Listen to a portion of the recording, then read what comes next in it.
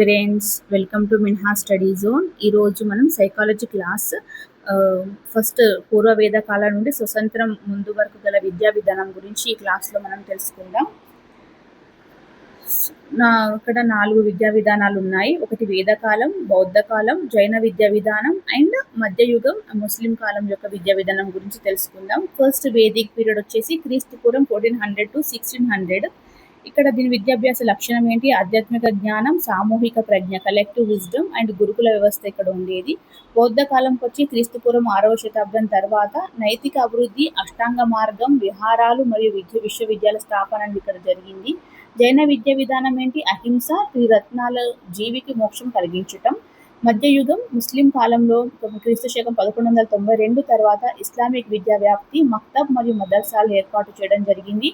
భౌతిక మరియు సామాజిక పురోగతికి ఇది దోహదం చేసింది. సో వేదకాలం, వేదిక్ పీరియడ్ వచ్చేసి వేదకాలంలో విద్య కేవలం వృత్తి కోసమే కాకుండా జీవితంలోని తదుపరి 3 దశలు సమర్థవంతంగా ఎదుర్కొనే విధంగా ఇది ఉపయోగపడింది అనమాట. ఇందులో 4 స్టేజెస్ ఉన్నాయి. ఫస్ట్ స్టేజ్ బ్రహ్మచర్యం, స్టూడెంట్ లైఫ్ అంటాము, జ్ఞానార్జనకు కేటాయించిన పునాది దశ. సెకండ్ స్టేజ్ గృహస్థాశ్రమం, మ్యారీడ్ లైఫ్, విద్యను ఆచరణలో పెట్టి సంపదను ఆర్జించే దశ. థర్డ్ స్టేజ్ వనప్రస్థాశ్రమం, రిటైర్డ్ లైఫ్, ప్రాపంచిక బాధ్యతల నుండి దూరమయ్యే దశ.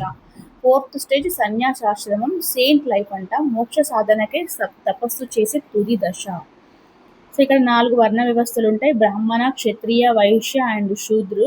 బ్రాహ్మణులకు ఇక్కడ మనకు వయసు, ప్రవేశ వయసు వచ్చేసి 8 సంవత్సరాలు. విద్య ఏంటిది? యజ్ఞయాగాది క్రతువులు, వేదాలు, ఉపనిషత్తులు, పురోహిత్యం గురించి నేర్పిస్తూ ఉంటే, క్షత్రియులకు ప్రవేశ వయసు వచ్చేసి 11 సంవత్సరాలు. నేర్పించే విద్య యుద్ధ విద్యలు, ధనుర్విద్య, రాజనీతి అండ్ పరిపాలన గురించి వీళ్ళకి తెలియజేస్తారు. వైశ్యులకు ప్రవేశ వయసు 12 సంవత్సరాలు. విద్య, వాణిజ్యం, వ్యాపారం, వ్యవసాయం, ఆర్థిక శాస్త్రం గురించి ఇక్కడ వీళ్ళకి నేర్పుతారనమాట. శూద్రులకు విద్యా ప్రవేశం లేదు. వారు శారీరక శ్రమ మరియు వృత్తి పనులకు పరిమితమయ్యేవాళ్ళు. వేద కాలంలో బోధనా పద్ధతి ఎలా ఉండేది? శ్రవణం, గురువు చెప్పింది వినేవాళ్ళు, ఏకాగ్రతతో వినేవారు, జ్ఞానానికి తొలిమెట్టుగా దీన్ని లిజనింగ్ భావించేవాళ్ళు. మననం, రిఫ్లెక్షన్, విన్న విషయాలపై మేధోమథనం, చింతన చేయటం, ఆలోచించటం, మళ్ళీ గుర్తు చేసుకుంటూ ఉండటం మనసులోనే. తర్వాత సందేహాలు నివృత్తి చేసుకోవటం, దాని అర్థాన్ని గ్రహించటం.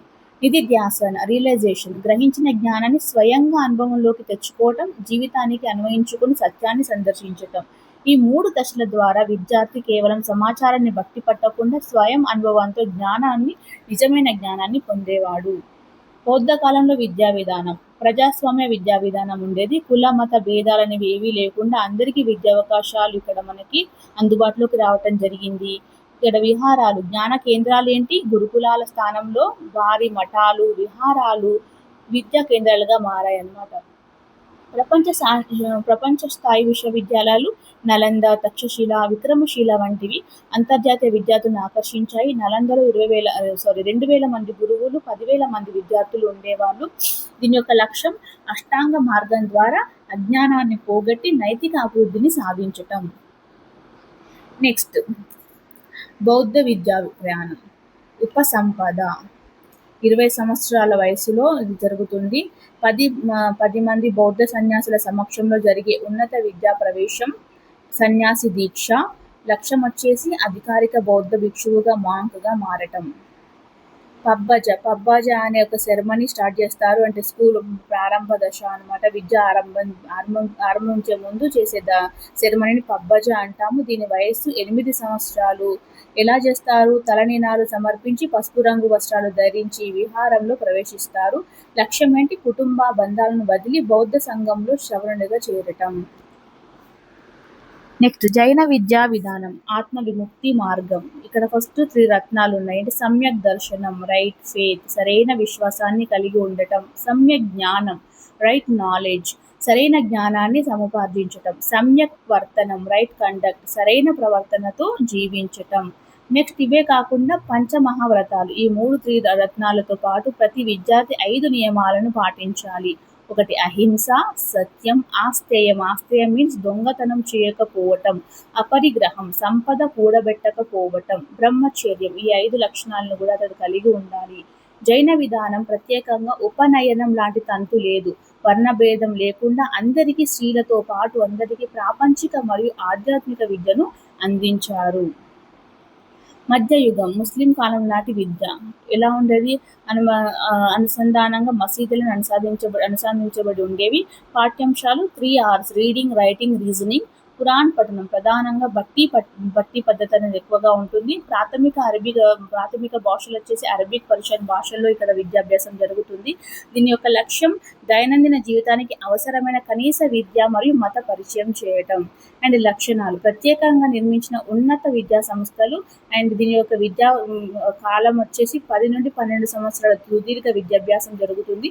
పాఠ్యాంశాలు తర్కశాస్త్రం, తత్వశాస్త్రం, ఖగోళ శాస్త్రం, ఇస్లామిక్, న్యాయశాస్త్రం, సాహిత్యం ఉంటాయి. బిరుదులు వచ్చేసి మతశాస్త్రం వారికి ఆలిం అనేసి, తత్వశాస్త్రం వారికి ఫాజిల్ అనేసి, సాహిత్యంకి కాబిల్ అనే బిరుదులు ఇవ్వడం జరుగుతుంది. విద్య ఆరంభం బిస్మిల్లా ఖానీ ద్వారా స్టార్ట్ చేస్తారు. పిల్లవాడికి 4 సంవత్సరాలు 4 నెలలు 4 రోజుల వయసు వచ్చిన తర్వాత వాళ్ళు ఏం చేస్తారు? కొత్త దుస్తులు ధరించి ఒక మౌలి సమక్షంలో పిల్లవాడిని తీసుకెళ్తాడు. మౌలి ఏం చేస్తాడు? ఖురాన్లోని కొన్ని శ్లోకాలను, ఆయాత్లను చదివిస్తాడు. ఒకవేళ పిల్లవాడు పలికే స్థితిలో లేకపోతే వాళ్ళు బిస్మిల్లా అని కూడా అతనికి విద్యాభ్యాసం అనేది ప్రారంభించడం జరుగుతుందన్నమాట. ప్రాముఖ్యత ఏంటిది? వేదకాలపు ఉపనయనానికి బౌద్ధుల పబ్బజకు సమానంగా ఈ బిస్మిల్లా ఖానీ గుర్తించడం జరిగింది. అక్షరాస్యత మధ్య ఉన్న బలమైన బంధాన్ని ఇది మనకి సూచిస్తూ ఉంటుందన్నమాట. ఉపాధ్యాయుని పాత్ర గురువు నుండి ఉస్తాద్ వరకు. సో వేదకాలంలో గురువు పాత్ర ఏంటిది? గురువు ఎక్కడ నేర్పించేవాడు విద్యని? గురుకులాల్లో విద్య నేర్పించేవాడు. అతని పాత్ర తండ్రి లాంటి వాడు. విద్యార్థులకు ఆశ్రయం కల్పిస్తూ, ఆహారాన్ని అందిస్తూ, నైతిక మరియు ఆధ్యాత్మిక విద్యను అందించేవాడు. అదే బుద్ధిస్ట్ ఎరాకు వచ్చేసరికి విద్యార్థులు ఎక్కడ విద్యను అభ్యసించేవాళ్ళు? విహారాలు మరియు మఠాలలో విద్యను అభ్యసించేవాళ్ళు. అక్కడ గురువు యొక్క పాత్ర సంస్థాగత బోధకుడు. విద్యార్థి బౌద్ధ నియమాలను పాటించేలా పర్యవేక్షిస్తూ మేధోపరమైన చర్చలను ప్రోత్సహిస్తూ ఉండేవాడు అనమాట. అండ్ ఇక్కడ ఇస్లామిక్ ఎరాకు వచ్చేసరికి మా గురువుని ఉస్తాద్ లేదా మౌలి అని పిలుస్తూ ఉంటాము. సంస్థలేంటి? మక్తబ్, మదర్సాలు విద్యను నేర్పిస్తూ ఉంటారు. ఇక్కడ ఉపాధ్యాయుని పాత్ర వచ్చేసి విషయ నిపుణుడు అండ్ గురు శిష్యుల మధ్య అత్యంత గౌరవప్రదమైన మరియు సన్నిహితమైన సంబంధాన్ని ఇక్కడ కలిగి ఉంటారు. నెక్స్ట్ విద్యా ప్రవేశాల గురించి చూసుకున్నట్లయితే వేదకాలంలో సెరమనీ పేరు ఏంటిది? విద్యాభ్యాస సెరమనీ పేరు ఉపనయనం అని అంటారు. ఎప్పుడు విద్యాభ్యాస వయసు బ్రాహ్మణులకైతే 8 సంవత్సరాలు, క్షత్రియులకు 11 సంవత్సరాలు అండ్ వైశ్యులకు వచ్చేసి 12 సంవత్సరాలు. ఇక్కడ అర్హత ఏంటిది? వర్ణ ఆధారితం. శూద్రులకు ప్రవేశం లేదు. అండ్ చిహ్నం, వీళ్ళొక చిహ్నం సింబల్ ఏంటి? జంధ్యం, యజ్ఞ పవిత్రం, గాయత్రి మంత్రం ద్వారా విద్యను అనేది ఆరంభిస్తారు. బౌద్ధ కాలంలో ఉపనయనం సెరమనీ పేరేంటి? పబ్బజ అని అంటాము. ఇక్కడ వయస్సు 8 సంవత్సరాలు. అందరికీ ప్రవేశం, కులభేదం లేదు. పశువు వస్త్రాలు ధరిస్తారు, తలనీలాలు అర్పిస్తారు. అండ్ మధ్యయుగంకి వచ్చేసరికి బిస్మిల్లా ఖానీ వయస్సు 4 సంవత్సరాల 4 నెలల 4 రోజులు. ఇక్కడ అందరికీ ప్రవేశం ఉంటుంది. కొత్త దుస్తులు అండ్ ఖురాన్ని పఠనం చేస్తూ ఉంటారు. నెక్స్ట్ భారతీయ విద్యా వ్యవస్థల సంస్థల విశ్లేషణ. వేదకాలంలోకి వచ్చేసరికి వేదకాలం యొక్క విద్యా లక్ష్యం ఏంటి? మోక్షం, ఆధ్యాత్మిక సాక్షాత్కారం. బౌద్ధ కాలం యొక్క విద్యా లక్ష్యం నిర్వాణం, నైతికత. జైన కాలం యొక్క లక్ష్యం ఏంటి? ఆత్మ విముక్తి, అహింస. మధ్యయుగంకి వచ్చేసరికి భౌతిక విజయం, ఇస్లామిక్ వ్యాప్తి. ప్రధాన సంస్థ ఎక్కడ విద్యను అభ్యసించే వాళ్ళు? వేదకాలంలో గురుకులంలో విద్యను అభ్యసిస్తే బౌద్ధ కాలంలో విహారం, మఠాలు. అండ్ జైన కాలం మఠాలు, ఆశ్రమాలు. అండ్ మధ్యయుగంకి వచ్చేసరికి మక్తబ్, మదర్సాలో విద్యను అనేది బోధించేవాళ్ళు.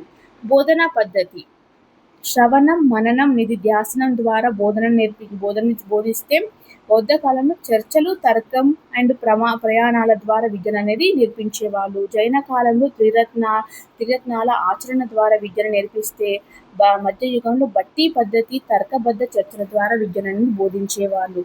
స్త్రీ విద్యకు ఉమెన్ ఎడ్యుకేషన్కి వచ్చేసరికి ప్రారంభంలో వేదకాలంలో ఉండేది. గార్గి, మైత్రేయి వంటి వాళ్ళు విద్యను అభ్యసించారు. తర్వాత అనేది ఆడవాళ్ళకి విద్య అనేది తగ్గిపోయింది. బౌద్ధ కాలంలో అవకాశాలు ఉన్నాయి. జైన కాలంలో మాత్రం పూర్తి ప్రాధాన్యత లభించింది. ఇస్లామిక్లో ప్రాథమిక స్థాయిలో మక్తబు మాత్రం పరిమితం చేయడం జరిగిందనమాట. సో పరిమాణ క్రమం, జ్ఞాన ప్రజాస్వామీకరణ మరియు సంస్థాగతీకరణ. వేదకాలం నుండి ఇప్పటివరకు విద్య అనేది ఎలా మారింది? వేదకాలం లక్షణాలు అత్యంత వ్యక్తిగతంగా ఉండేవి, అటవీ ఆధారితం, గురుకులాల్లో మాత్రమే బోధించేవాళ్ళు, ప్లస్ వర్ణ వ్యవస్థ అనేది అక్కడ ఉండేది, క్షూద్రులకు ప్రవేశం అనేది లేదు. అదే జైన బౌద్ధ మతాలకు వచ్చేసరికి ఎలాంటి లక్షణాలు? నైతికత ఆధారికతం, కుల భేదం నిర్మూలన జరిగింది, తర్వాత అందరికీ అవకాశాలు కల్పించడం జరిగింది. అండ్ నిర్మాణాలు ఎక్కడ బోధించేవాళ్ళు? విహారాల్లో ఏర్పాటు చేసేవాళ్ళు. అదే మధ్యయుగంకి వచ్చేసరికి లక్షణం ఎట్లా? రాజ్య మద్దతుతో నడిచే సంస్థలు ఏర్పడ్డాయి. తర్వాత ఆధ్యాత్మిక విద్యతో పాటు రోజువారీ పరిపాలన, లెక్కలు, తర్కశాస్త్రం వంటి వాస్తవిక ప్రాపంచిక నైపుణ్యాల సమ్మేళనంగా విద్యాభ్యాసం అనేది జరిగిందనమాట. ఒకప్పుడు కొద్ది మందికే పరిమితమై ఆధ్యాత్మిక అన్వేషణ కాలక్రమేణా వ్యవస్థాగతమై సామాన్యులందరికీ అంది ఒక సామాజిక వనరు. విద్య అనేది నేడు ఒక సామాజిక వనరుగా పరిణామం చెందింది. సో ఇదండి క్లాస్. నా క్లాస్ కనుక నచ్చినట్లయితే ప్లీజ్ లైక్ చేయండి, షేర్ చేయండి, సబ్స్క్రైబ్ చేయండి. ఈ క్లాస్కి సంబంధించి ఒక 50 క్వశ్చన్స్ నేను వేరే వీడియోలో క్రియేట్ చేసి పెట్టాను. దీని కింద డిస్క్రిప్షన్లో ఇస్తాను. ప్లీజ్ నా వీడియోని లైక్ చేయండి, షేర్ చేయండి, సబ్స్క్రైబ్ చేసుకోండి, కమెంట్ చేయండి. మీకు ఏదైనా స్పెసిఫిక్ టాపిక్ కావాలి అని అంటే ఆ టాపిక్ పైన నేను క్లాస్ చేస్తాను. Thank you.